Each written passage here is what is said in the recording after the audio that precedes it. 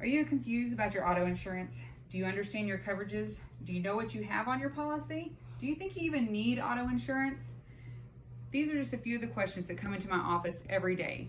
And as a licensed agent and someone who's been in the insurance business for over 20 years, today I want to talk to you about what I feel are the three most important components of your insurance policy.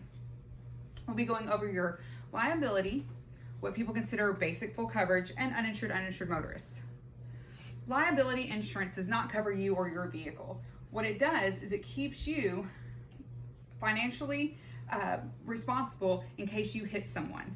It covers the bodily injury, which is going to be medical expenses, loss of wages, and property damage, which is going to be their vehicle or if you hit a building or any other object. The state minimum is $30,000 for one person, $60,000 for two or more for bodily injury, and then the state minimum for property damage is going to be $25,000. It really doesn't seem like a lot when you think about it. Any car out there is worth usually more than $25,000 these days, so you really have to be careful with what you elect as your coverage. Texas DMV states that Texas law is requiring you to be insured in case there is an auto accident. You have to be able to show proof that you can help pay for that, and that's where your liability coverage comes in.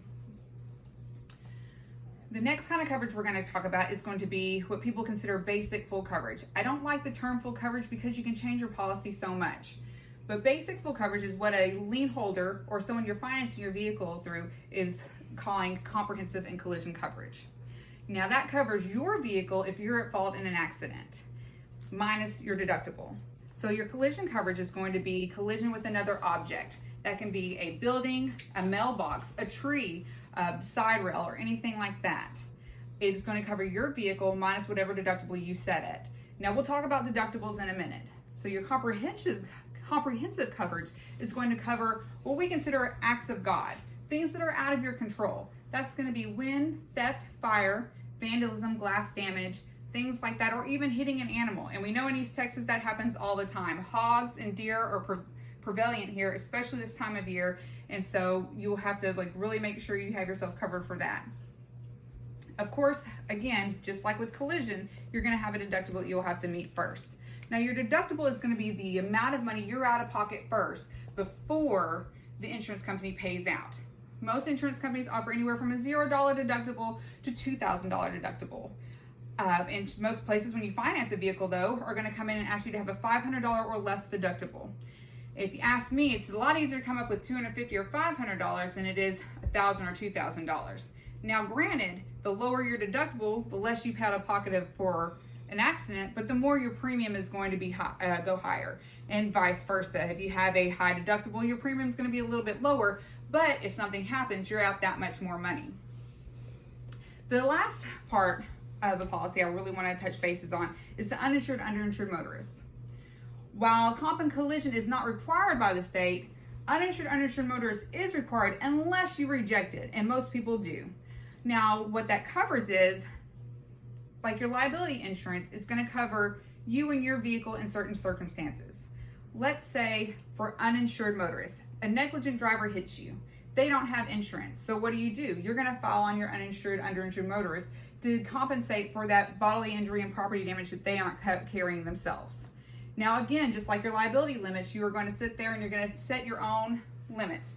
It can be the state minimum, which is 30, 60, 25, but I recommend having higher limits at 100,000, 300,000, 100,000. And I'll show you why in a minute. Let's talk about your underinsured. Well, what that's going to cover is if someone hits you, they have insurance, but they have state minimum requirements. So you just bought a brand new truck and it costs $65,000. Both you and the other people are only carrying state minimum. They total your vehicle.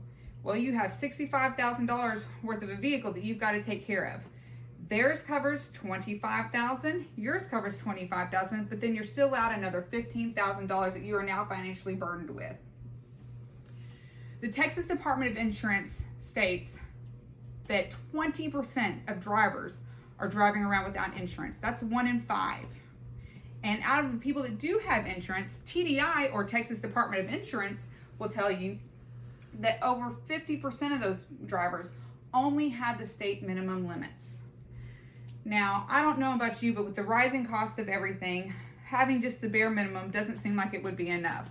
So I hope today, with everything you've learned, you can go into your insurance office, talk to your agent, and make an educated, informed decision on the type of coverages that you need to help make sure you are not financially burdened in case of an accident. Thank you so much.